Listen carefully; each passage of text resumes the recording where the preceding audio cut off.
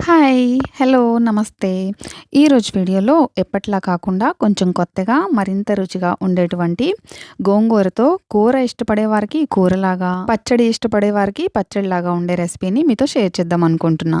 మరి స్టార్ట్ చేసేద్దామా?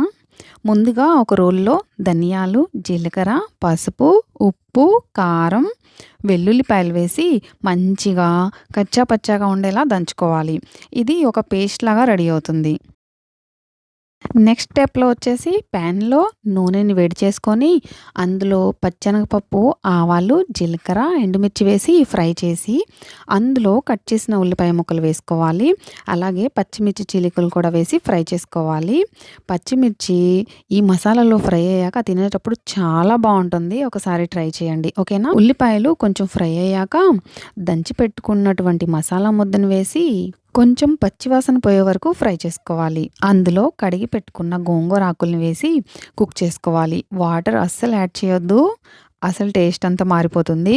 గోంగూర మెత్తగా అయ్యే వరకు మధ్య మధ్యలో కలుపుకుంటూ కుక్ చేసుకోవాలి.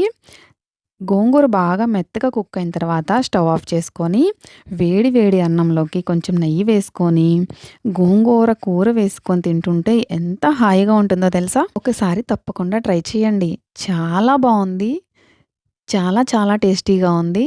Thank you so much for watching. Take care. Tata. Bye. Next మరో మంచి వీడియోతో కలుస్తాను. మీకు ఈ రెసిపీ వీడియో నచ్చినట్టయితే తప్పకుండా లైక్ చేయండి. ఓకేనా?